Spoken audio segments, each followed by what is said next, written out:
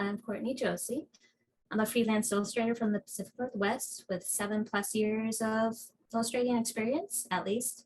I currently co-own a brand called Nature Known with my spouse, Richard, where we collaborate on a bunch of creative projects ranging from like desk mats with illustrations on them to card decks and board games.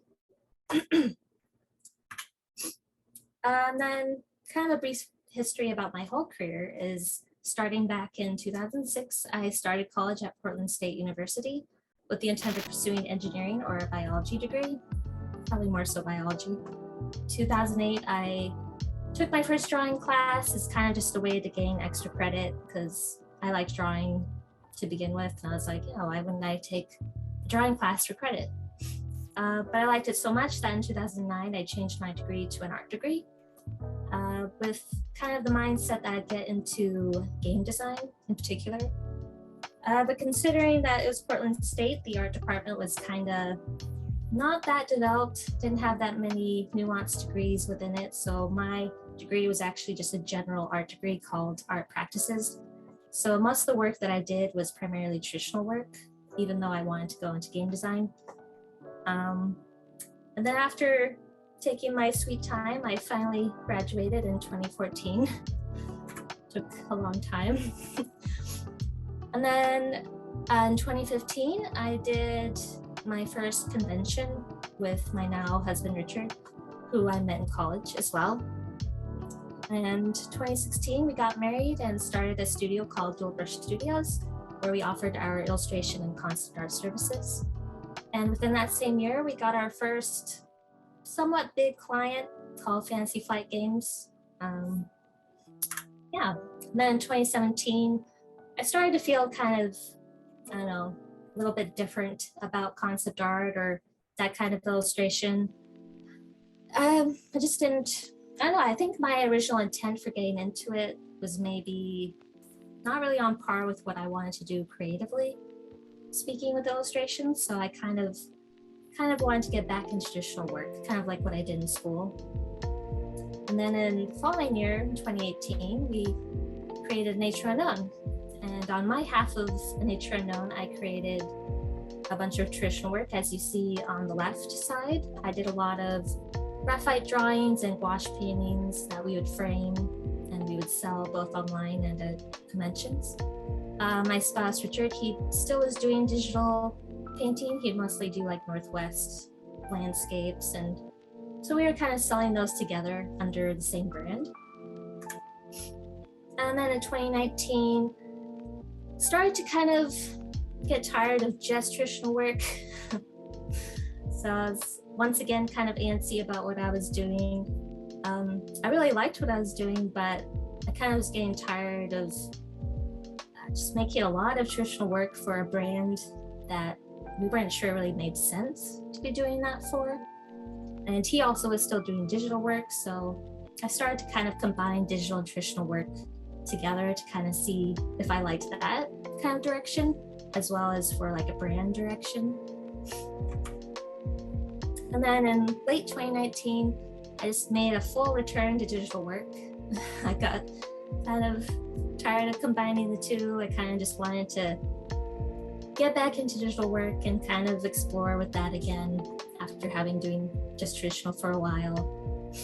And alongside that, Richard and I did this piece here together, which we hadn't done in a long time, where we collaborated on a piece that kind of was touching upon certain things that we were kind of really interested in over the years. Like we had a lot of interest in kind of outdoor activities, as well as kind of strange occurrences, kind of the essence of that, as well as the outdoors combined. So much like with this piece, which is called The Disappeared, kind of touches upon both that outdoor kind of essence and subject matter, as well as kind of the strangeness of those who maybe disappear in the outdoors or just kind of odd phenomenon like that. And we really liked that direction. And we thought it was also a really good direction for Nature Unknown as a brand.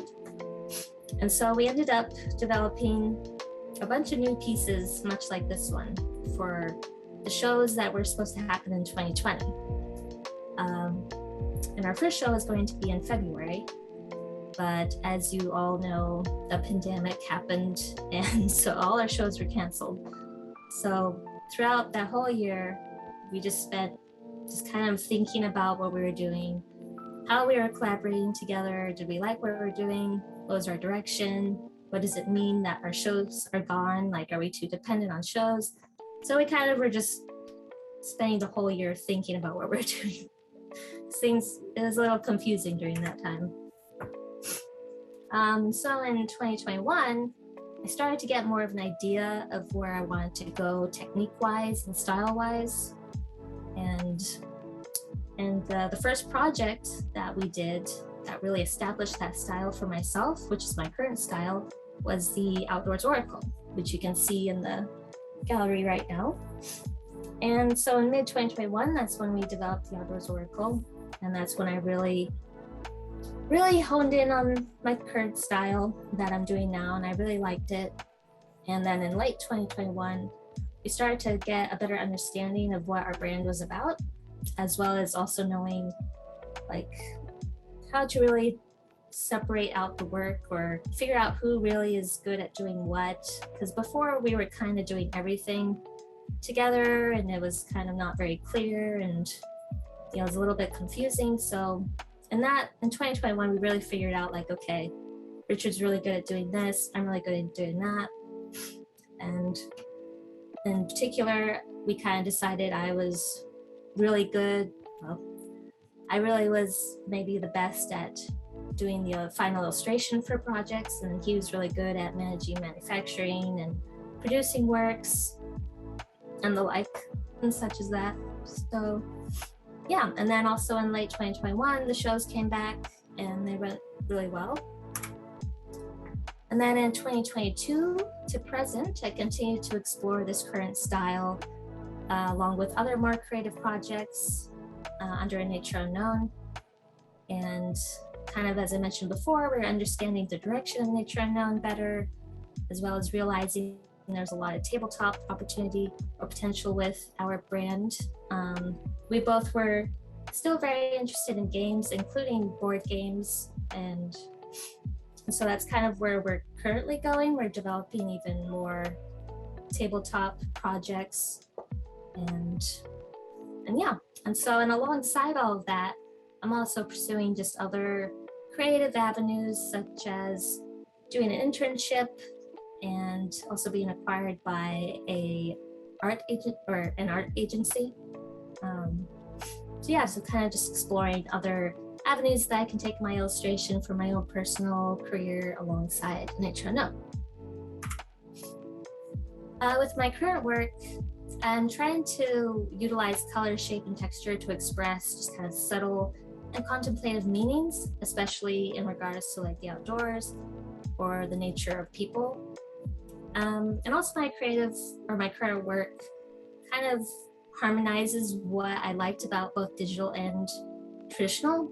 So in particular, my current work, it is all digital, but I do try to utilize certain custom Photoshop brushes to kind of apply sort of more traditional like look on top of it, or aesthetic. My inspirations for my current work is mid-century design and illustration, especially an artist by the name Charlie Harper. I really like his work. He was a mid-century artist. I also take a lot of inspiration still from like zoology or just nature and the outdoors in general. I also really like the work of Mike Mignola. I really like how he utilizes shape language with his figures and his paneling as he does comic work.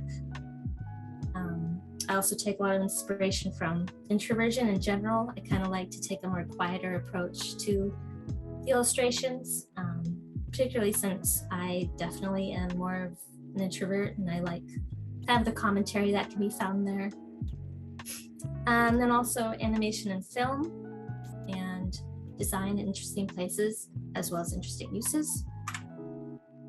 So here are some samples of inspirations that I take from. So I with like in regards to animation and film, I really like Wes Anderson or Kubrick because of their style of cinematography.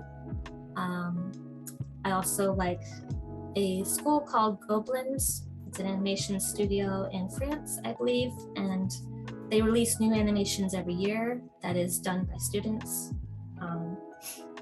Yeah, and then also right here is a sample of Mignola's work. He has a very kind of Germanic, blocky style, and also just interesting graphic design illustration samples like this are just they're just interesting. They're just kind of fun and odd. And then of course some natural samples, like here's an aerial view of farmland with just really graphical and texturally neat views. And yeah, and then of course nature.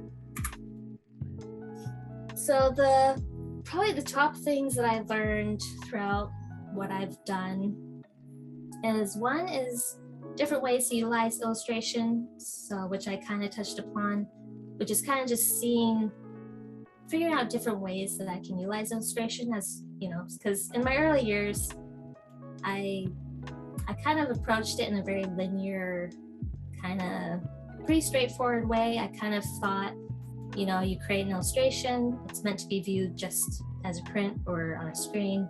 It's pretty straightforward.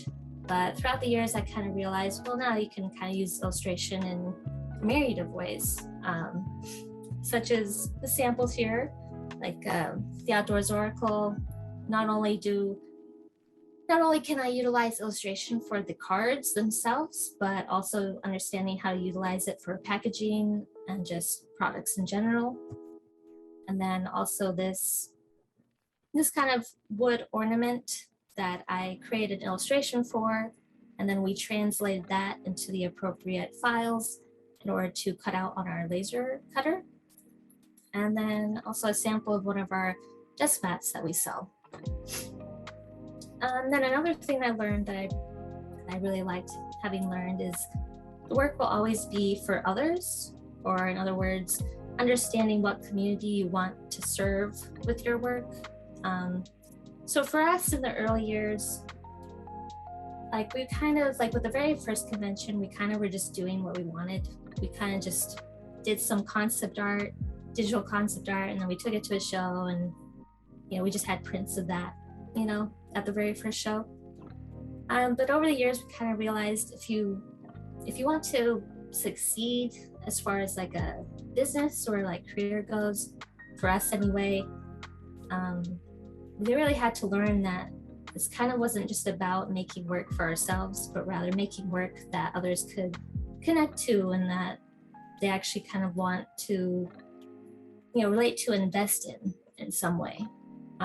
Another way to put that is it's kind of like an inside joke. If it's just you hanging out with two other people and those two people, you know, one of them says something obscure, the other one laughs, and you're just kind of there awkwardly sitting there, not really understanding what they're talking about, and you kind of just want to leave. That's kind of what I mean by serving a certain community or making work that's just for others. If you make something so personal that you alienate a potential viewer, they might just want to walk away. So that's something that we learned as far as our own work goes. And then along with that, while being intentional and making it for a certain maybe end user or community, it's also still important that we were and are genuinely interested in what we're making, because as long as there still is genuine interest, that will reflect very well on the work ultimately.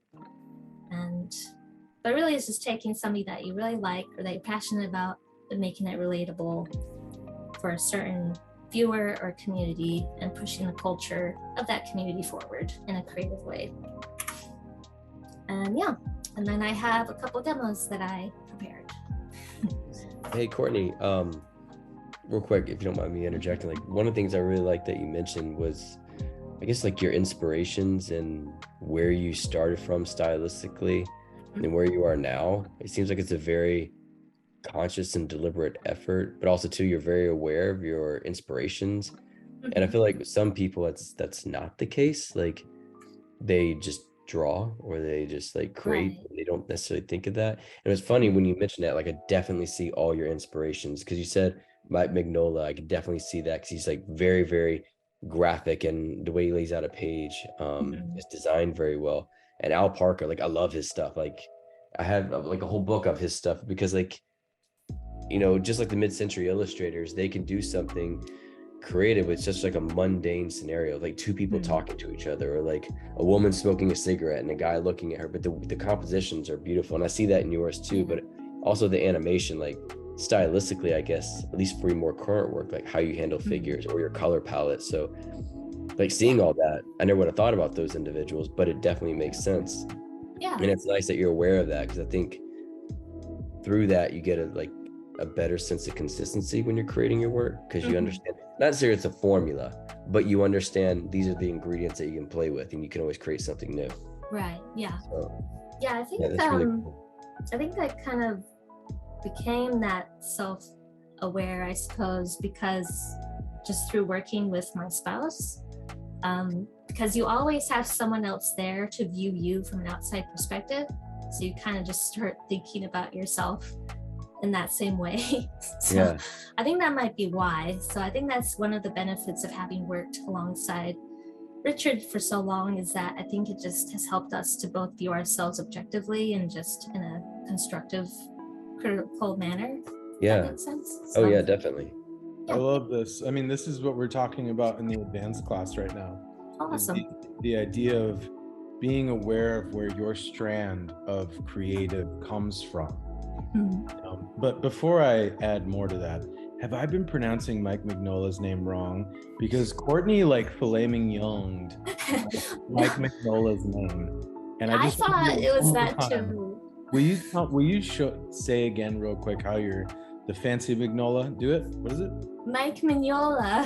I That love it. sounds better. Yeah. I'm switching to that, to be honest. Like, I feel like this whole time I've been like down in the low class talking about Mike, but that's so I just wanted to just be Yeah. clear with that. It's like that chef online who says she's going to use the microwave and not the Yeah. The microwave. microwave. Yeah. It just sounds so much fancier and I Yeah. want to It's use just it. so refined, you know. It's just- And with the inspiration and all that, I just wanted to add on to what Doug was saying. I also see a bit of like 50s aesthetic, like Disney 50s aesthetic yeah. or stuff. Like, do you find inspiration from that? Because I see a lot of Janet Johnstone in your stuff. Like, for those of you who don't know, Janet was one of the illustrators who did a lot of character design and environments for the original 101 Dalmatians, the Disney version, which I always love that kind of like aesthetic where you see like actual like watercolor and marker in the background. So is that something that plays a role in your stuff too, like that aesthetic? Yeah, I mean, both purposely and kind of by accident. I think my first mid-century kind of artist that I really liked, I think I mentioned him, is Charlie Harper. Yes, Charlie yeah. too. Like I know Charlie. I mean, I don't know Charlie, but like I know Charlie's stuff. Do you know Eleanor Grosh? Mhm. Yeah, Eleanor and Charlie. Like I consider Yeah. them like in a similar style family in terms of the shape language. But go ahead. Yeah. So yeah, I definitely take a lot of inspiration from his work. I have been compared to, in a good way, to Ivan Earl as well. I hadn't actually really seen him before until someone mentioned him to me like a year ago. So I really like his work now. I definitely take inspiration from his work as well. But yeah, I mean, it's kind of been by accident, kind of been on purpose. It's kind of just been a mix for me. And real quick again, before I know we've like cut you off completely. Oh no, go ahead. I just wanted to also ask this question too.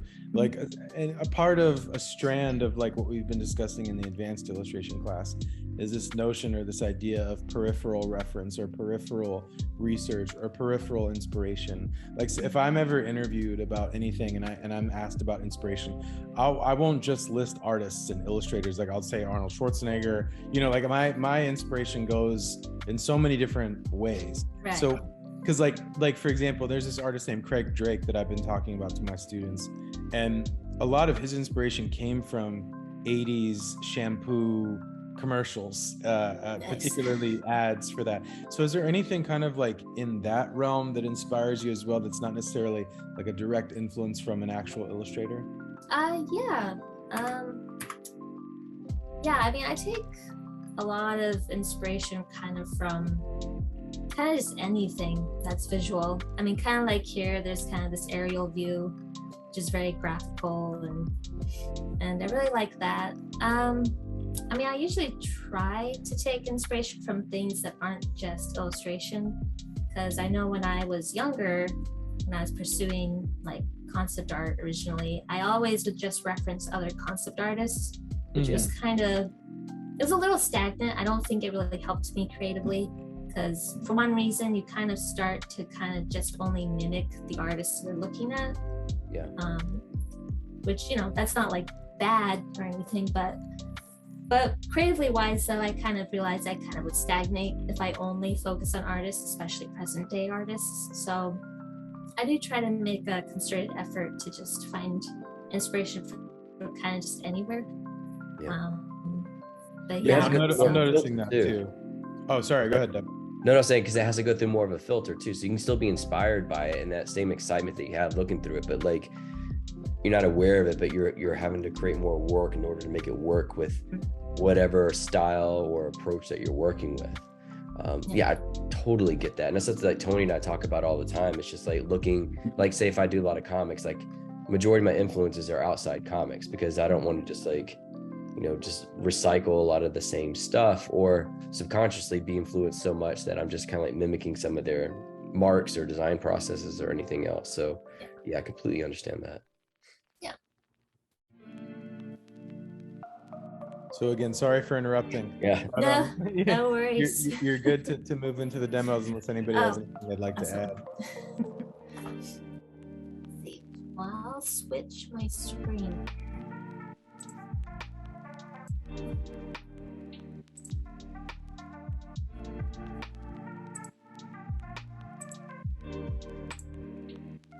Okay. Everyone see that? Yeah, we got it. Awesome. So this is kind of just a sample illustration of an auger fish. For most of my work, I start off with a kind of a loose line drawing. I'm also definitely interested in the idea of like, and this is something that I put forth to students from time to time, particularly the ones that are on their way out, is the idea of starting a studio with multiple people. That's, you know, I don't have a lot of, well, no, I do have a lot of regrets, but one of them is that I didn't start a studio with like-minded people. There's this thing that I started noticing, I don't know, maybe I'm late to the game, but like 5-ish years ago, like folks starting studios with other people, like having a space that they live and work in, and they split the cost of like materials and scanners and printers and Macs and stuff like that, and also the cost of mailers and stuff like that. So it's basically like going the illustrative route, but with a team of people. And so I would imagine that would be very financially lucrative for anybody who's like leaving college and just starting out, to be able to split the cost with other people and continue that community and have that inspiration. So was this always like a plan of yours to start it with your husband, or like what was that on the radar, or did it become easier once you paired up? Because I noticed that on your website is that you have yours and then you have Richard's portfolio, so you have these like 2 separate offerings that you can offer. So I wasn't sure if you wanted to speak to that now or later, or yeah, I can talk about that now. I think while we were still in school, there wasn't really a plan at all of doing a studio together. We're kind of just, we're just kind of dating at the time. And then after we got married, actually no, right before we got married, we actually started to talk about a studio. It was probably like, I don't know, 4 or 5 months before we got married, we were talking about it. And it actually was kind of a choice between him or Richard either staying at where he was, like where he was working, versus just kind of leaving all of that to start a studio together. And so we decided to, yeah, we just decided to kind of just, well, you know what, let's just try it. You know, my parents are letting us temporarily stay in this day basement. Let's just take the chance to start something. You know, I don't know when else we would be able to financially otherwise. So yeah, so we just started it right after getting married.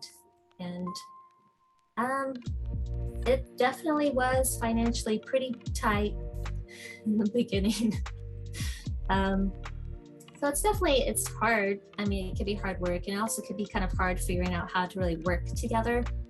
That took us a little while to figure out, but at the same time, there's a lot of benefits. I think that you can get a lot of creative growth from working with someone else or other people closely like that.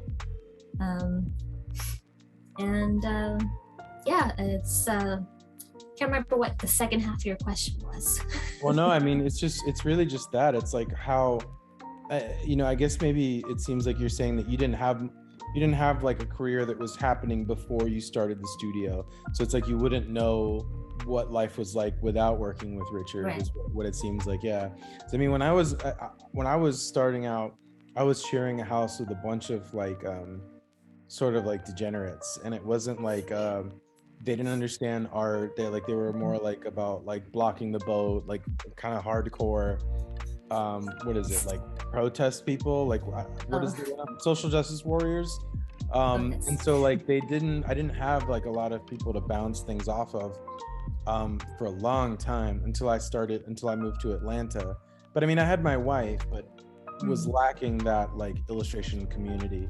And I think that was something that I noticed in school, was that like, especially the layout of like Savannah, Georgia, where I lived at the time. Like I had somebody a few doors down who was a printmaker. I had somebody a few doors down who had painting supplies. Like there was people around that you could use to your benefit and vice versa. And then when I left that, I think that is probably the case for a lot of people, is that they have this big community in college and they leave that, and all of a sudden there's no one, and it's like, Yeah. it can be a little frightening to not have that. So I'm always interested to just talk to people, about their experience having studios. Yeah. If we hadn't done that together, like if he had stayed where he was, I don't know where I would be, really, to be honest.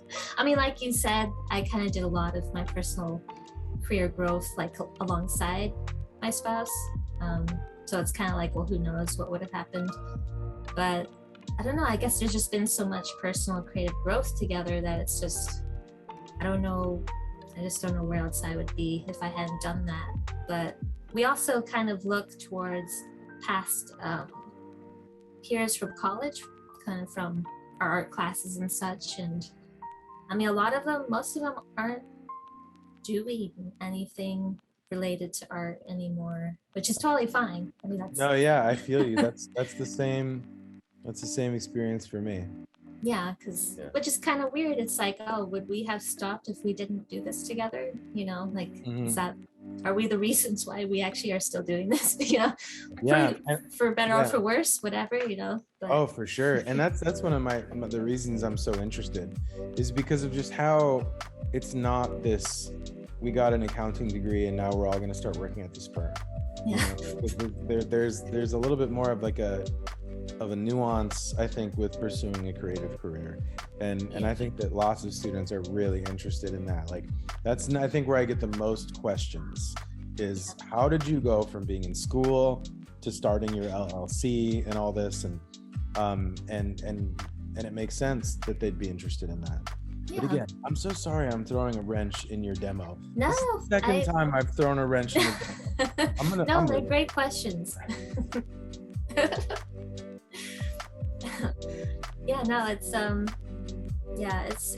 don't know, our career is one of probably the most fulfilling and yet the most uncertain paths I think people can go. It could be a little, I don't know, it's a weird mix of emotions, I think, compared to other careers.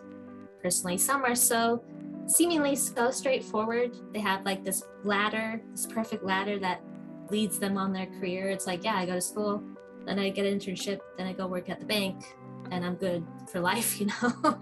But a creative career, you know, it's not quite that straightforward. But it's also just really fulfilling. So it's definitely an interesting topic for sure. Thank you so much for sharing. Yeah, thank you. But yeah, so hopefully this won't crash. It should be okay. Yeah, okay.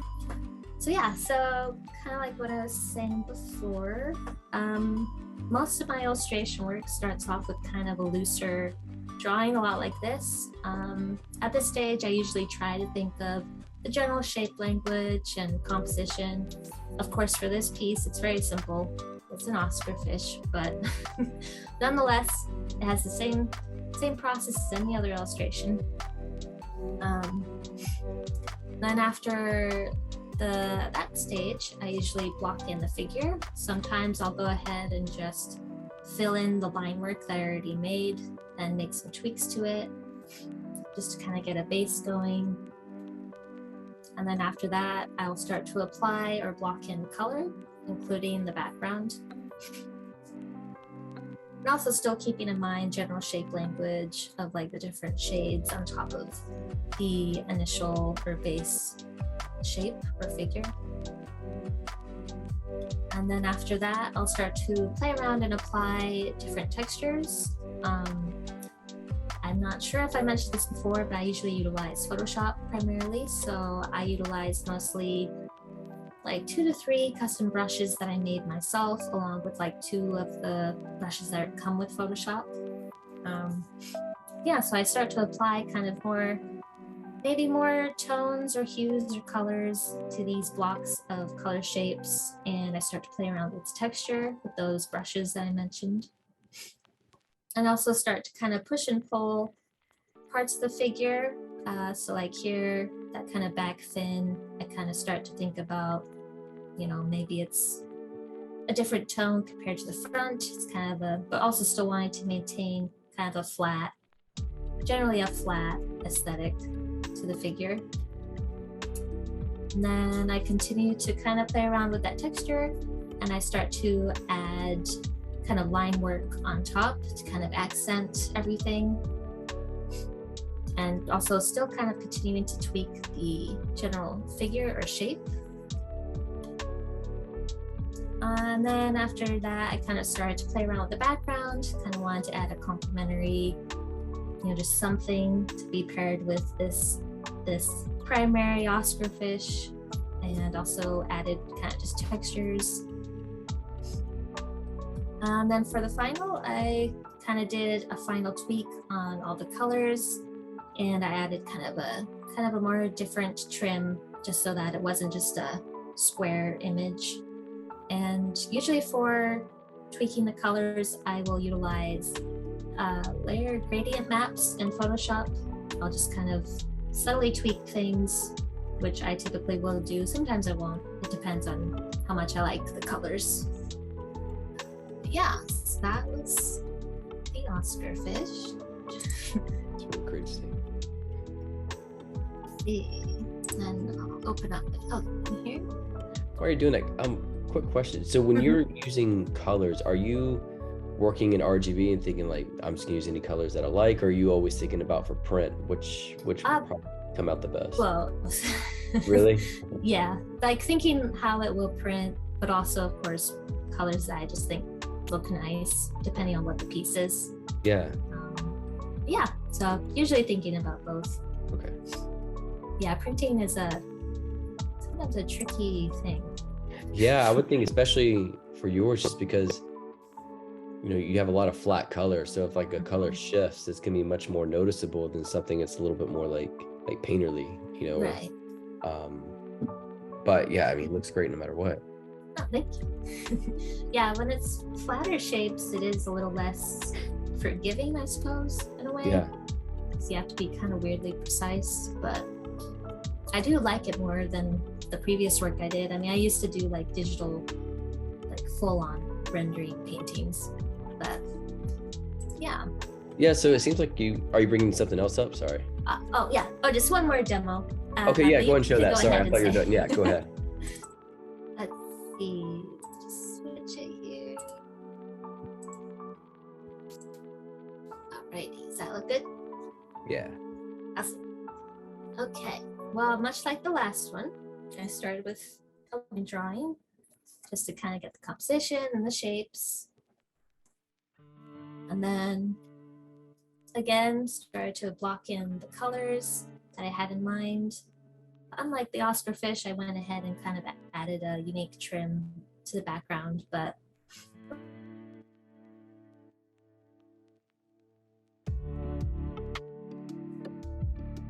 did not like that. No, it didn't. Try it. That should be okay. Maybe I'll just keep doing it. Just keep sharing. Okay, I'm gonna continue. Wait, what was the last thing you heard me say? I don't. It started breaking up a little bit. Not sure. Okay. All right. So, well, this stage is the color blocking stage. Okay. And went ahead and added the trim to the background. And then once again, I started to apply textures to all the shapes.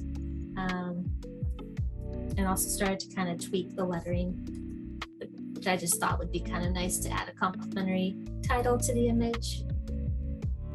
And then I continue on and add the line work and some additional kind of flat details like the shine on the bottle, and also adjusted the lettering a little bit.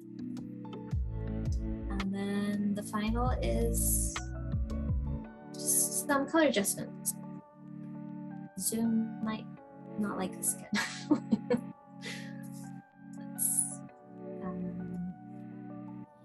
Okay, I guess it's okay. Yeah, so final image, after I do it all, I just do a final tweak with that gradient map.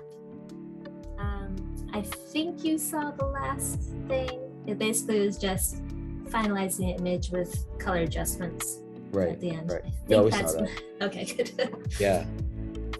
No, and I think I love seeing process, and thank you for sharing that, because I think, I don't know, like I remember when I was a student, that's one of those things that you thought like, oh, if it's a professional artist, they just magically have this amazing piece right off the bat, and like you don't necessarily see like the steps it takes in order to create something that's really strong.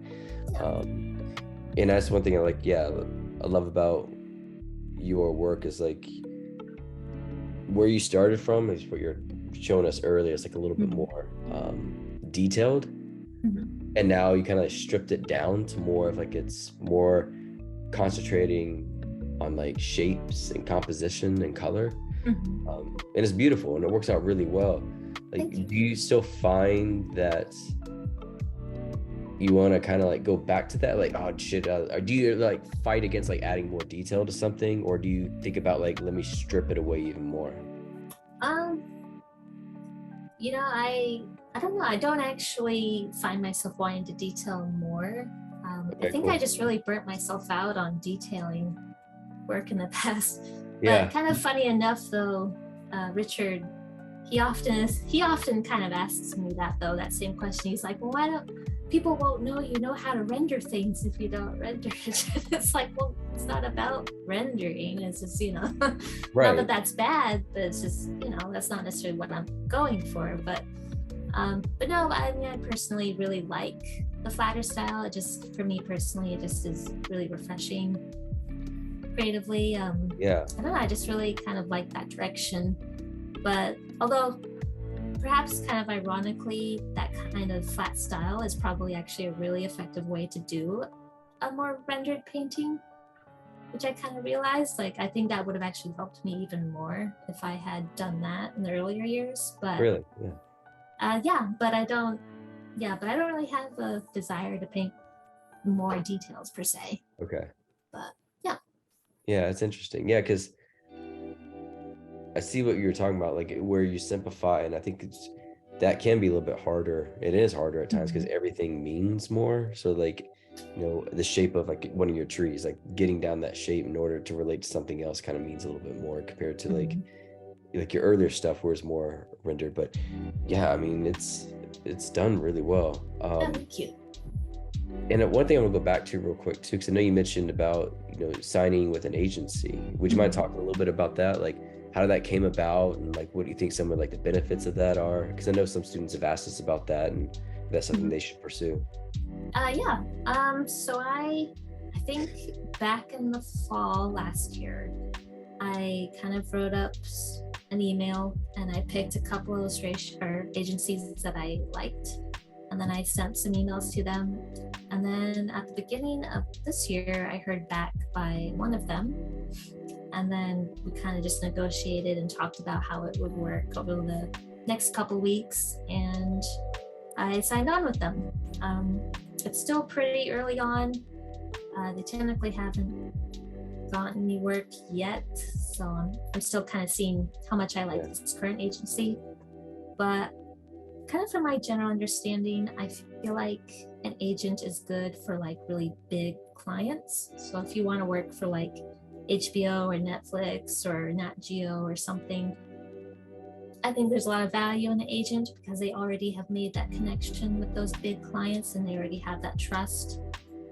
As opposed to doing it yourself. Like I have tried to contact like art directors that work for Netflix or something, and it's kind of just all about trust. It's not even so much your skill level as it is just how much do they trust you. And so they already trust the agent, so it's really valuable to have an agent for that. But for other stuff, I don't know if you necessarily need it. If you don't mind doing the busy work of contacting art directors and things yourself, I don't know if you necessarily need an agent per se. But yeah, so it just depends on what your goals are career-wise, I think. But yeah, but right now it's been a neutral experience because it's really early. That's my general understanding though. Well, that's great though. Congratulations. That's awesome. Thank you. And now on the other side of it, you do a lot of conventions, exhibitions there. So how do you determine what shows to go to? Because again, that's the other thing students ask us, like, should they do cons and what type of ones should they do and how do they figure that out? So like, how do you figure out which ones you want to attend and which ones are successful or not? Well, one reason or one way we pick a show is for like how far away is it? Which is pretty straightforward way. It's like, do we want to fly? If we don't, how far are we willing to drive? And then another way we decide is also based off of maybe general attendance or maybe location and how well would our brand do there. Our brand is very outdoor Northwest kind of centric. Yeah. And so Northwest conventions certainly fit that very well. But if we were to take that over to like maybe Boston or something, we're not really sure. It probably would do fine. It probably would do just as well. But then again, that becomes a matter of like travel. Like we'd have to fly there. Because the cost of doing a show has to be worth it, ultimately, financially wise. And so once you get to a certain distance away, it's like, well, are we not really making a difference? Is there no difference really? Or is this really just for marketing ourselves? So, because, like in the earlier years of shows, we found ourselves almost working for shows. And over the last couple of years, we kind of realized we didn't really like that. We didn't really like making the work for shows. We rather have the shows kind of just work for us and be complementary. So, and we kind of want to do more online stuff. That's smart, yeah. But yeah, I don't know. It's kind of, it takes a little bit of time to figure out what shows are right for you, or at least it was for us. We did do a convention here called, what was it? It was a sportsman show. It's basically just an outdoorsy, show, convention, trade show. So they have fishing gear and hunting gear and they have boats. And then they have some maybe traditional artwork of like a bald eagle.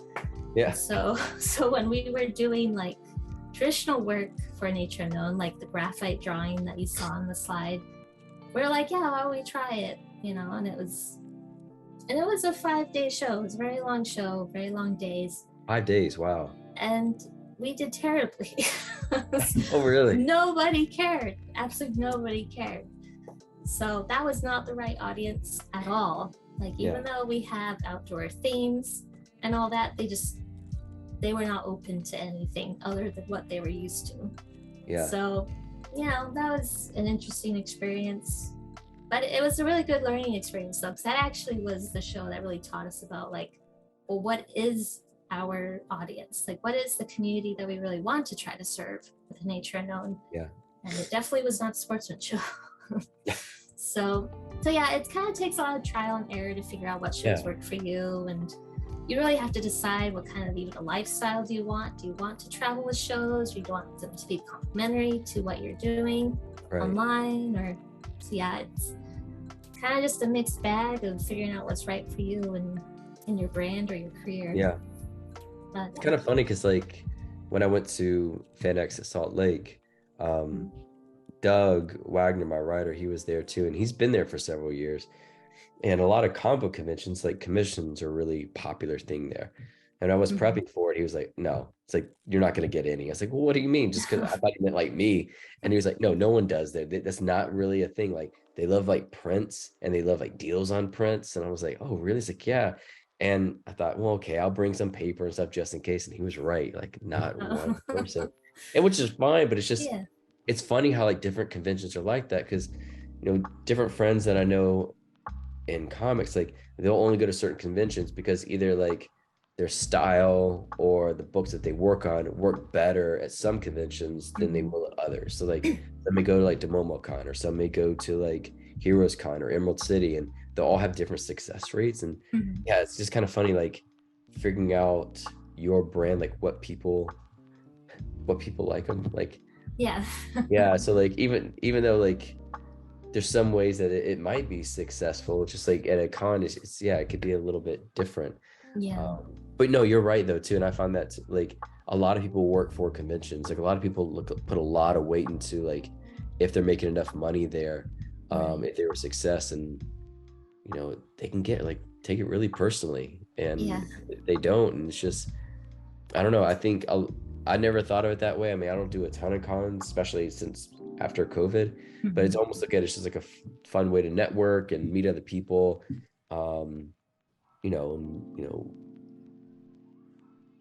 show my own work off just a little bit more. But yeah, so it just depends on those particular shows. So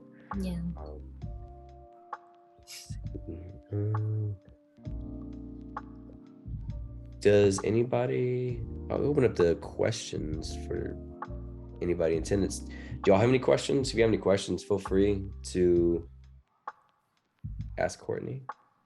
I have a question if you can hear me. Just barely. Let me turn up my volume. All right. Okay, can you hear me? Yeah. Okay, awesome. I was wondering how you kind of start out with drawing anything like unrelated to a background, just a central image, how you kind of distinguish things in shapes. Like if you see like, I saw some like salmon and bird illustrations that you've made, especially like the green heron one. I absolutely adore that one. Oh, awesome. Like how do you like look at a heron and you're like, okay, that's going to be a circle, that's going to be like a tube? Like how do you distinguish that, those shapes, and start with that illustration? I try to think a lot in basically curves and corners.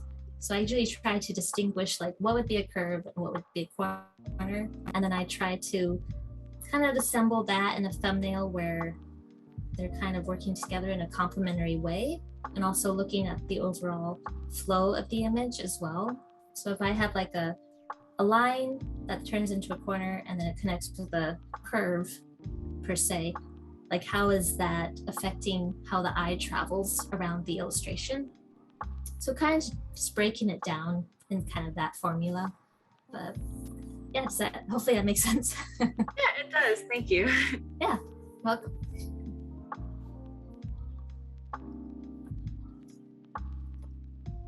I also had a question.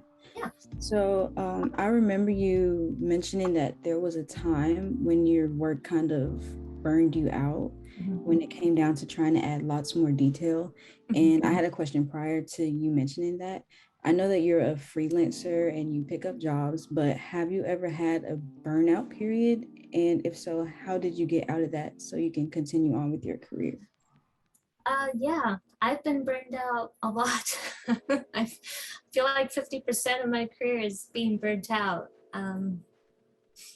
Usually, if I am burnt out, I find that honestly, just taking a break is probably the most effective way to get out of it. Because usually, if I try to force myself out of a burnout and force inspiration, it just does not turn out well at all. So I found that honestly, just not thinking about the work, not thinking about the illustration that I have to do, just doing something else just to get away from it, honestly, is probably the most effective way to deal with burnout, at least as far as myself goes.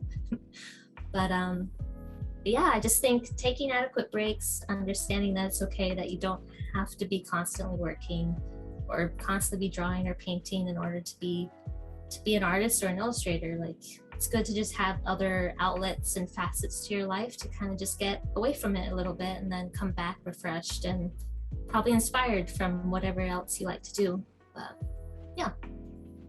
Thank you. You're welcome. I think Casey has a question too. Yeah, I was just wondering, when you were working on developing your current style, like in addition to your current inspirations, were there any like specific exercises you did, like any like type of like, I'm gonna sit down and like do sketchbook for this long, or just anything else that helped you develop your style? Yeah.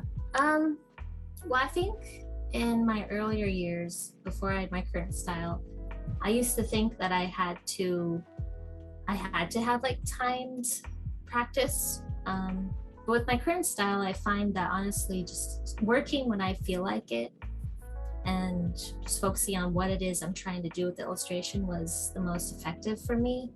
Because you can't really, at least for myself, I can't really time my creativity.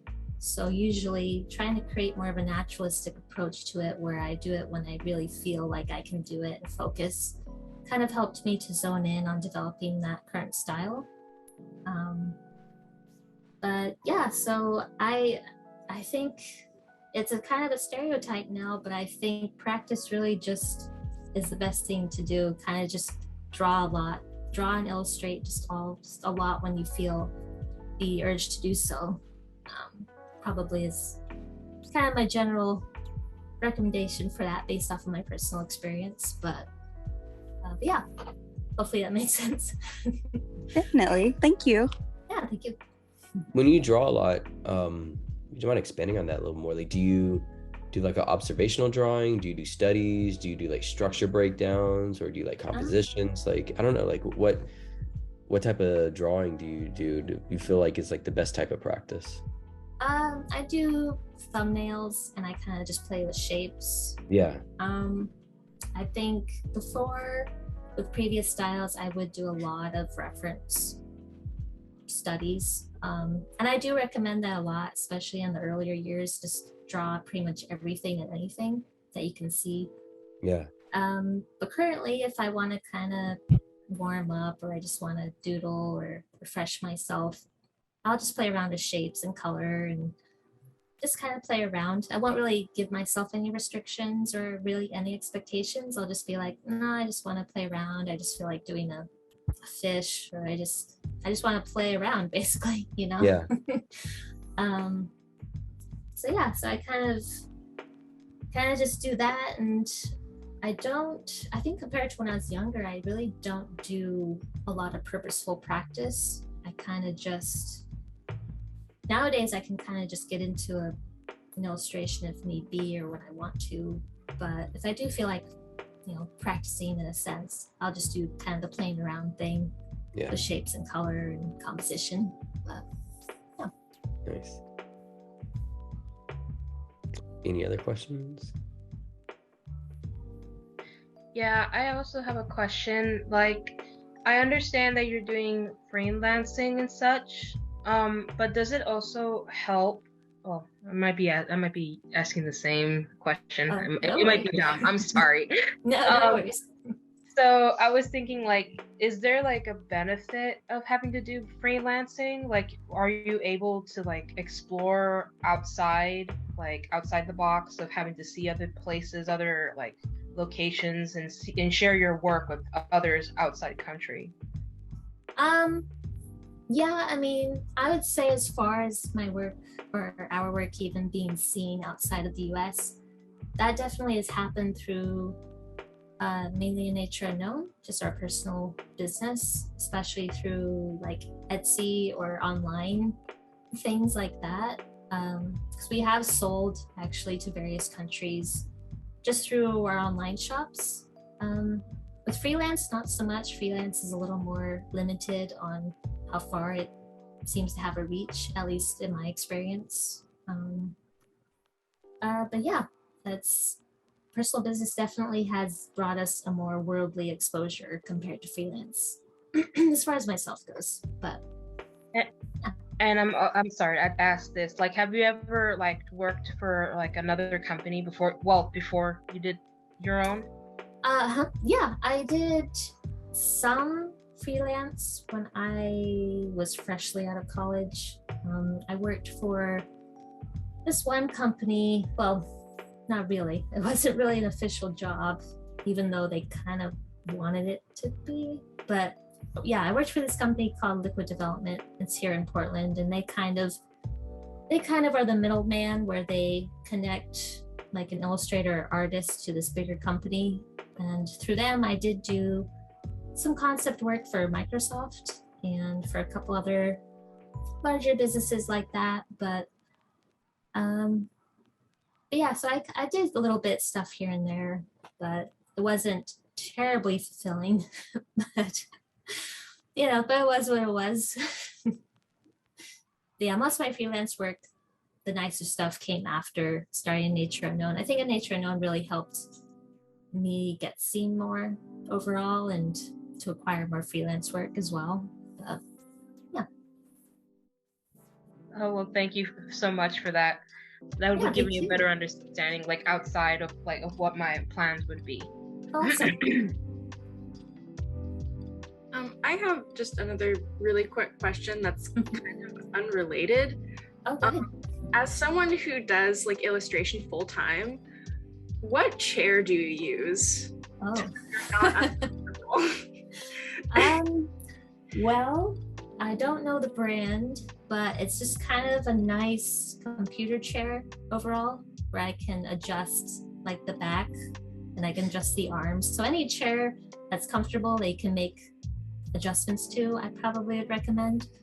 And then when we started at Nature Unknown, I used this really awful IKEA chair that was really hard and tiny and tall. So I recommend comfort and customize, chairs for doing this, I would say. Yeah. Thank you. Yeah, thank you. Real quick, I will second the use of IKEA chairs as uses and not using them, because I did that too when I first started. I thought, oh, they're cheap and it's IKEA, it'd be great, and you don't want to sit and feel the bolts the entire time you're sitting. So yeah, cold and hard and tiny. Right. And yeah, it looks nice, but it does not feel nice. Right. Do not fall for the IKEA chairs. Are you all talking about chairs? Did this party die? Yeah. It's not about art anymore. It's chairs. What is going on with the chair thing? So I think that I mean, I don't know if anybody else is trying to say anything, but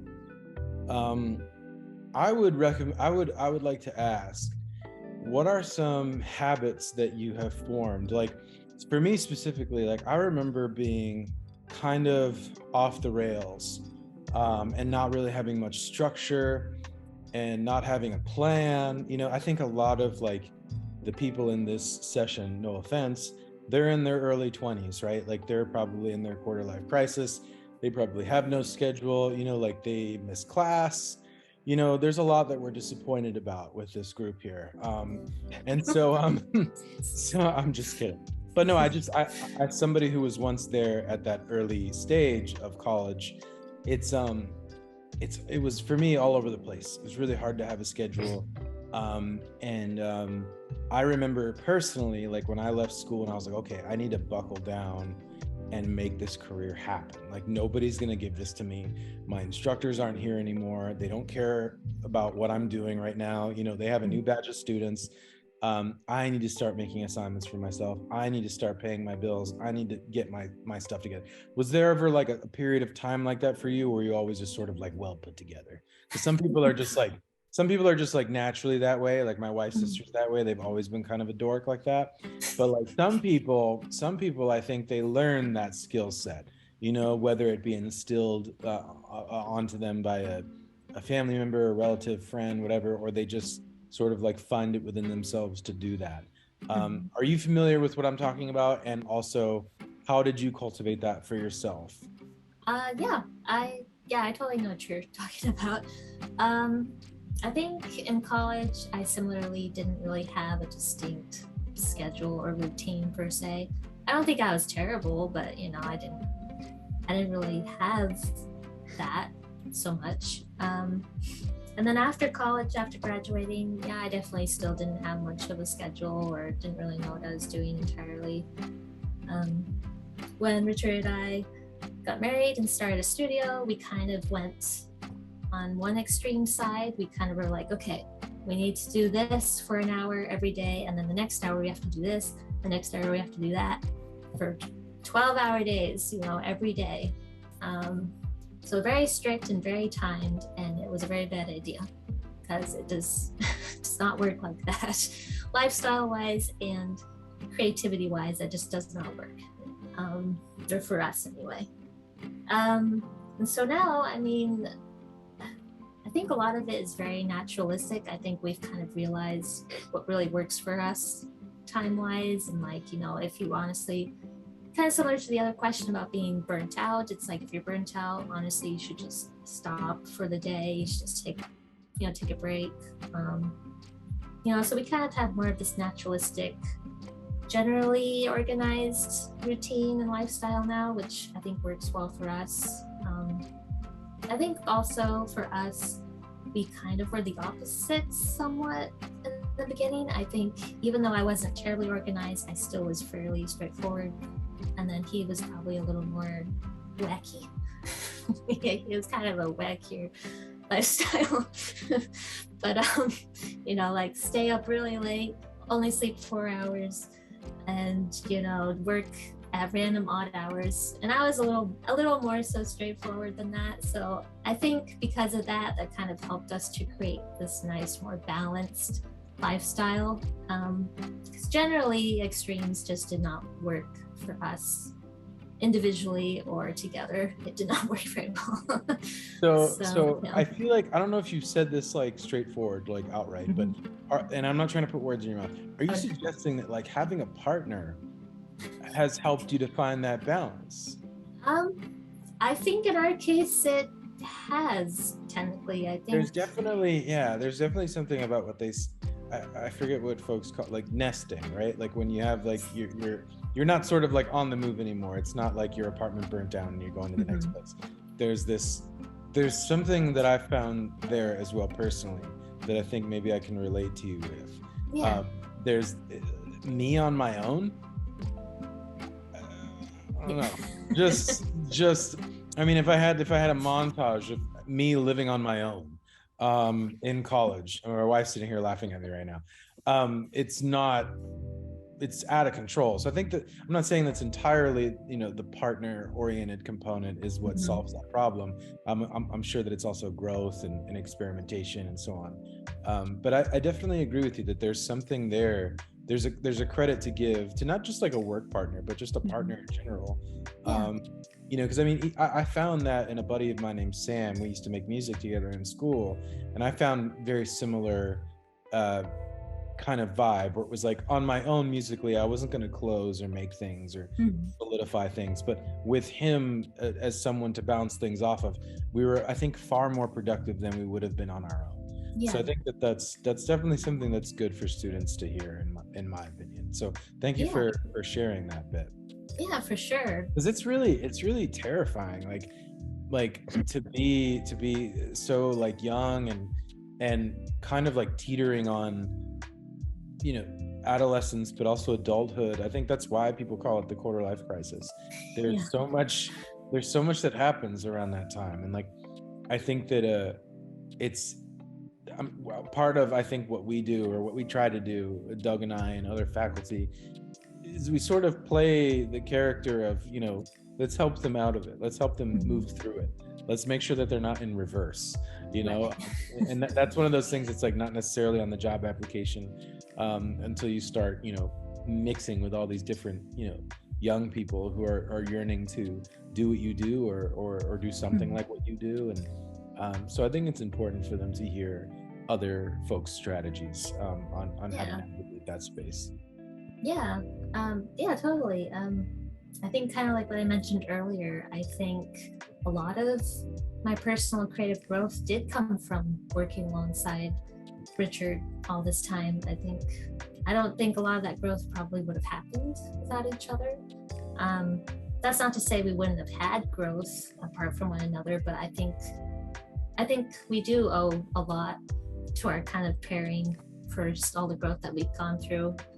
And also kind of like you mentioned briefly, you said like finishing work, you know, kind of with each other. Before I worked with him, and I was working in more of this digital heavy painting style, I very seldom finished anything. Like in college, I very rarely finished any digital paintings. I only really finished schoolwork, which was usually like traditional medium. And so once we started working together, I actually started to make finished pieces. And I think that's also why I realized, you know, I don't know if I really want to do the heavy digital painting anymore, because I actually am finishing pieces now, and I know what it's actually like to do the full process. So yeah, there's definitely a lot of benefit to having someone who you can work alongside with and who can kind of ground you, and you can kind of ground them in a sense. But that's not to say you can't do that on your own.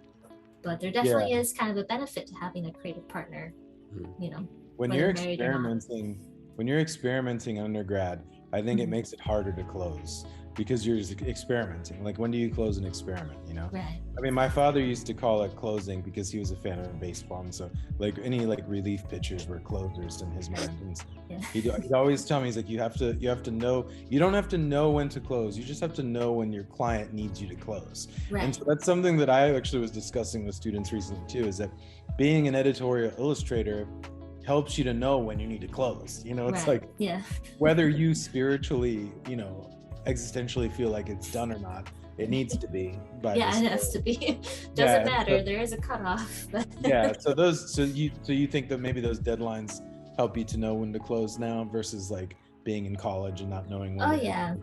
In college I could meander with a drawing forever, and there'd be no end in sight. So having someone else or some other entity to find an end for you is definitely helpful.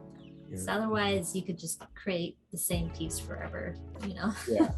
I think there's something about the commercial component of illustration that helps relieve a lot of that existential crisis that I think maybe some folks in the fine art world probably experience from time to time. When I was younger, it was kind of intimidating, but does somebody have their hand up? There's like a hand up icon. Two people had their hand up, Tony, until you interrupted our chair conversation. I'm so They'll never ask again. There's one person has their hand up now. So yeah, whoever has their hand up, you can go and ask a question. So mine's kind of really stupid, but what is your favorite piece of art or illustration that you've done in your career so far? You know, you say it's a stupid question, but it's actually a really good question, because it's kind of hard to answer. Let's see. Well, I actually really like the piece that is used for some of the advertisement for my gallery right now, I think. It's kind of that one lone female figure that's kind of hiking. It's kind of like a 5:7 ratio piece. So I really like that one. And then I also finished a piece recently. there should be like a 12 by 18 version of it in the gallery. It's actually the disappeared piece that you maybe saw in the slide. It's kind of that lone figure standing in front of a mountain with trees. So yeah, I think those two pieces are probably my favorite if I had to choose. And even then I picked two, so I couldn't even define it down to one, but yeah. Awesome, that's really great. I don't know, I just like to hear people what their favorite pieces of art are. Yeah, I think it could say something interesting about a person, you know. And sometimes there's been times when I did have a current favorite piece and, you know, maybe it wouldn't do as well as at conventions or something, you know, like sometimes you just like something just for a reason, you know. Yeah. We have, oh yeah, someone else's hand is raised. Biz Duff. I think you asked a question in the chat, but you can go ahead and ask it here if you like. Yeah, I was gonna ask if you thought it was like worthwhile or a good idea to start an online store like out of college. I don't think there's really a right or wrong answer. I think if it's something you're really interested in doing, I think you can totally try it in college or right after college. I think my general recommendation for doing that is just understanding who it's for. So kind of like what I mentioned in the slide, taking work that you do really like and personally connect with, but then making it palatable for a certain community or a certain type of viewer or target audience per se. And yeah, I would just really understand that if wanting to pursue an online shop of any kind. But I don't think it's bad to do it in college or right after. I think you can do it whenever you just have the desire to. Yeah. All right, that makes sense. Thank you. Oh, Thank you for your question, Business Duffington. We're going to talk about storefronts and starting online shops this semester in great detail in just a few weeks too. So we'll chat about that as well. Oh, nice. Any other questions?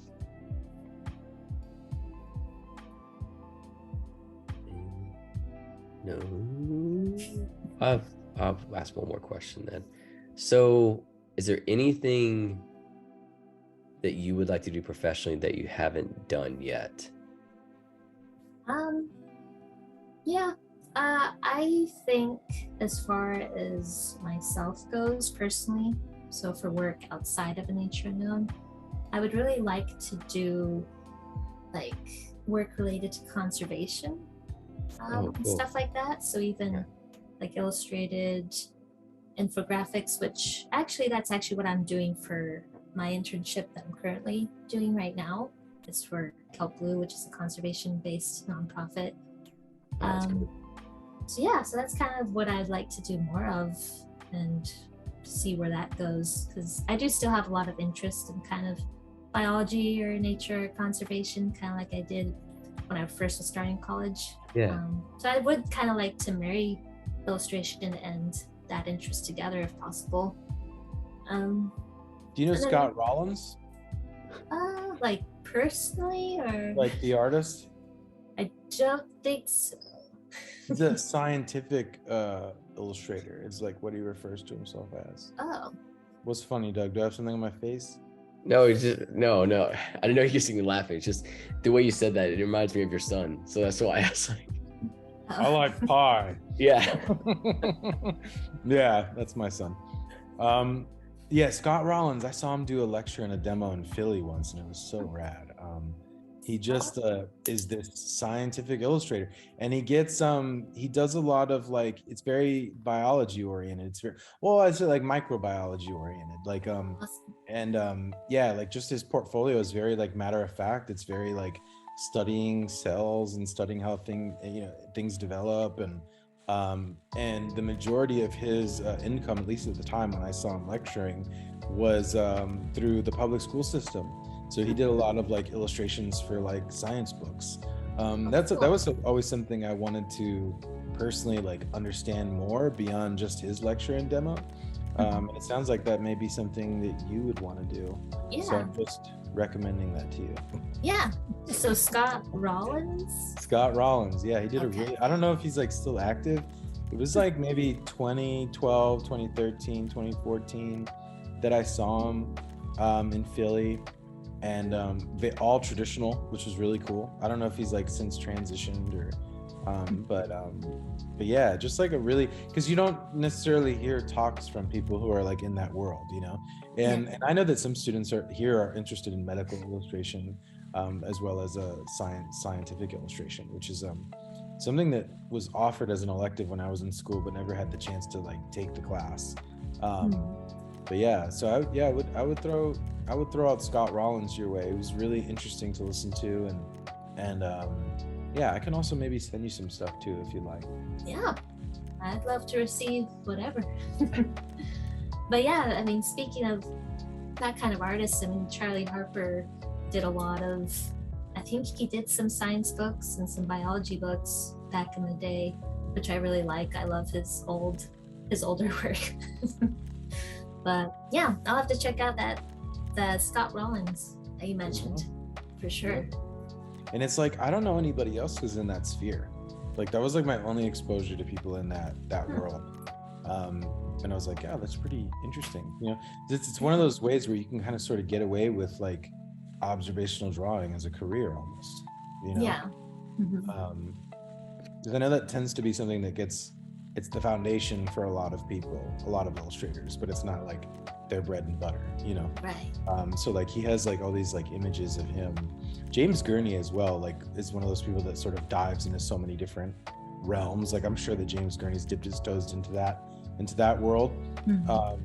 But I remember like seeing images of Scott just like on vacation, like but like, you know, an all expenses paid vacation to like hang out like near these lily pads and just draw. Oh, cool. And it just, based on your presentation, it just seemed like that'd be something you'd be interested in. So. Yeah, I'd love to just draw or illustrate lily pads for a whole week or whatever. Yeah. And it's like, you know, I can only imagine. That's something that I wish maybe I had the curiosity to ask him about at the time, but I guess maybe I was just too shy or something. But just like what the salary range is for something like that, if it's more of a freelance thing, because I know that there's like that nuance in the freelance world where it's like you freelance but you pretty much have a guaranteed check every week, you know. Right. But then there's the freelance where it's like, oh no, when's my next job coming, freelance. Right. Yeah. So I wondered where he sat in that world, like if the public school system was like, so like how often they're updating their texts, how many different grade levels he's working within, and how often does he get work to do that. Because that sounds so cool. Like that would have been something I would have been interested in doing had I known that it was like more of a viable path or route to take. Right. Yeah. I mean, when I was in school, I didn't even think about that as a route or a path. I was like, well, game design. I like games. I'm gonna do concept art, which is totally cool, which is totally fine. But yeah, no, I really like that path myself. And there is a current artist named Owen Davey. Oh yeah. Like he does some stuff like that too. Like I bought a couple of his books.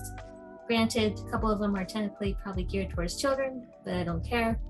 I like the design.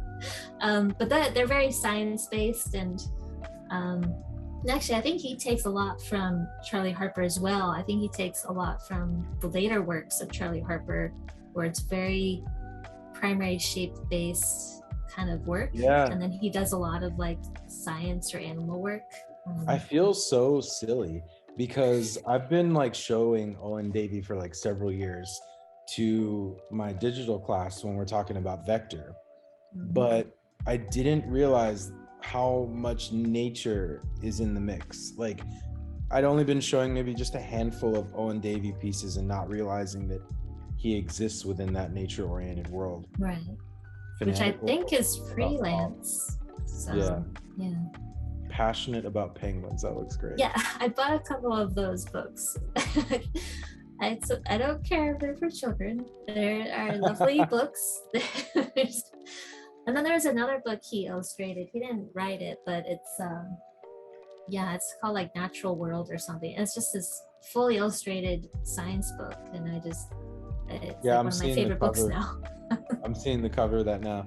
Yeah, I like children's books more than my son. We were in Books of Wonder recently in New York, and within a few minutes he just wanted to leave, and I was like, we need to stay here and get every We are single not done. pop-up book that they have here, because it's one of those like feel-good bookstores. It's not like corporate-y. It's like it's like the feeling you want when you go to a bookstore. You want to feel that sense of wonder. Books of Wonder.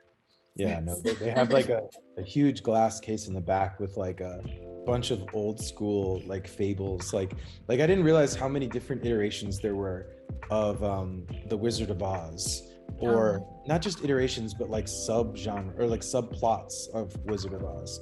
Like and you can see like the original binding, like hand bound, and so I'm just like, oh, old books are amazing. yeah, and like just the whole Wizard of Oz section there of like the original copies that are like $4+ grand to purchase, but you could see them through the glass case. They just have all these different stories. Like, I didn't realize the Scarecrow, it's kind of like what we do in movies now, where it's like, yeah, the Joker is a really great villain, so let's do a character study on him. It was like that. Like there's like the Scarecrow volumes 1 through however many. The Tin Man volumes 1 through how. Do you know what I'm talking about, Doug? Yeah, definitely.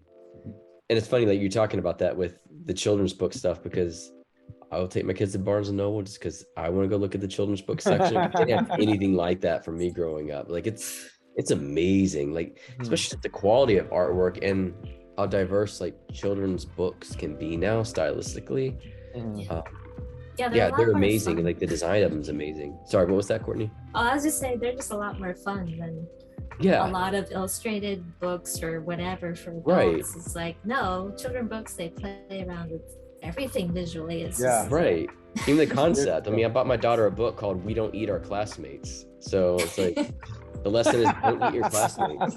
So yeah. There was I forget who it was. I think it was Emmett Hobbs made a post recently about how like, where's all of the color in the adult clothes that I need to buy kids clothes in order to look cool, or something along those lines. But I totally agree with you. Like when I first went to, or the second time I went to Books of Wonder, I found this like Alice in Wonderland pop-up book, and there's a part in it where you can pull the rabbit hole up and then look through the and it's just like, why, like I need this wonderment as well as my son, like it's I'm right there with you on that. Like you we recently started collecting books for an illustration library that we're putting together here, and so they came in at a bunch of different times, and so sometimes I would go pick them up from the front office, and sometimes Doug would. So I ended up with a bunch of the ones that he purchased, which I've yet to really like hang out with him and talk to him about. But there's the Greta Thunberg book that you picked out, that I'm just like flipping out over. You picked out quite a few children's books that I'd never seen, and they're just gorgeous. Like the artwork in them is beautiful. I don't know why I brought that up. And they're crazy too, like dragons eat tacos, like that's one. Yeah. So but yeah, they're fun, and it's just like they're good. And I think it's kind of like what animation is getting away from that, but animation was kind of known as just like it's just for kids. And children's book by definition are for children, but I feel like they think because it's for children, like the art isn't taken as seriously or is not as good. But there's some amazing artwork in there, and as a book, as an entire package, they're designed better than most other books. I mean, because everything needs to fit into like that visual component that they want to sell. So I feel like they think about everything, and there's no like set format. Like some are really wide compared to tall, some are really tall, some are different shape, and I think there's a lot more possibility in children's books that people don't take advantage of in other books. They're fun. Yeah. Super fun. We rented one from the library recently called Don't Blink. Have you heard of this one? No. It's a ton of fun. It's that feel. I forget where I read this, but it's like, if you're not enjoying the book that you're reading to your kid's probably not enjoying it too. Like somebody said that, and it like stuck with me. And so it's always a blast reading these books to Ben, that are so like what's the word, like hands-on, interactive, Yeah. where it gets you doing things. And yeah, Don't blink sounds kind of intimidating. it's Like, very, what it's happens like, if you blink? so yeah, it's That sounds like a horror Yeah, it's story like of if some you- kind. Yeah, yeah, it does. if you, I think the idea, because I've only read it once with him, but my wife's been reading with him. I think it's like you get to stay up. It's like the kid is like not wanting to go to bed. So it's like you get to stay up if you can make it to the whole book without blinking. Oh, And I so see. each page has like a test. It's like, if you want to do this, then don't blink. And then of course the kids start blinking, and it's just hysterical. And Nice. then the book gives you advice and ideas like, okay, this is what we can do to avoid blinking. But then it just like makes you hyper aware of it, and it's a whole little blinking adventure. It's a lot of fun. That's funny. Nice. Yeah, gorgeous artwork in it too. Anybody else have a question? Yeah, go ahead and pop in. We're just talking, right? Yep. What kind of headphones do you have? Something from Amazon. I don't know. Yeah, I just didn't wanted think to. so, I'm yeah. sorry to blur this out, but in Mr. Dabs, I'm pretty sure I've already told you this many times already about her artwork being similar to this particular author that I feel like I keep repeating this so many times, but I'm just gonna say this since Kourtney's here. But I don't know if you know Katie Towell. She's like an author. She writes books. And every time I see your designs, they're so similar to hers. Yeah, in a way, they're kind of similar to yours, because like she has that same inspiration of having to use nature as her way of like having to create these really awesome designs and features into her books. And she even does animations. Even her animations is pretty phenomenal. And ever since I saw her sense of design and details, they were kind of similar to yours in some case. Is Katie Towles the does the scary stuff, right? Yes, but I don't know if you've seen like some of her designs and textures. Like her focus on detail is which it's interesting to me. It's kind of similar to hers, and it's phenomenal in my case. Well, by name, it's not familiar, so I'm not sure if I have. But I'm very intrigued though, so I'll have to look her up. What was her name? It was Katie. I think it's Katie Towell or Katie Towell. I think I might pronounce her last name incorrectly. Towell. Okay. Yeah, I'll have to look her up. I don't know if I've seen her or not. Maybe I've seen her in passing, maybe? I don't know. I have no idea.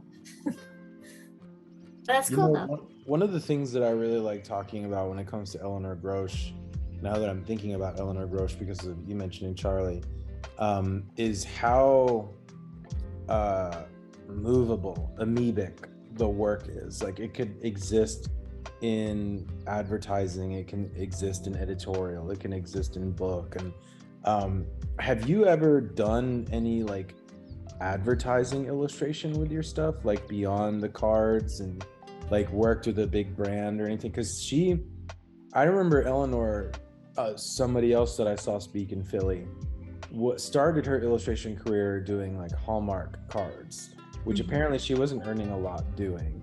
And she earned quite a bit in royalties by working with Keds, and also several different skateboard brands. And it's like, you look at the work and it's like, of course this fits with this brand. Is that something that you've messed with or that you'd like to continue messing with in the future, hopefully? Yeah, I'm definitely interested in doing more like editorial or even packaging work. I do have experience with that generally. I have done some editorial, but for more so like businesses and kind of something that's within their business, not really so much to be published per se. And also with my current internship, I am kind of doing editorial style work as well. So I'm talking more like advertising. Kind of. Well, yeah. Well, once again, the internship, I am working on a couple ads. Oh, okay, yeah. So technically, I guess.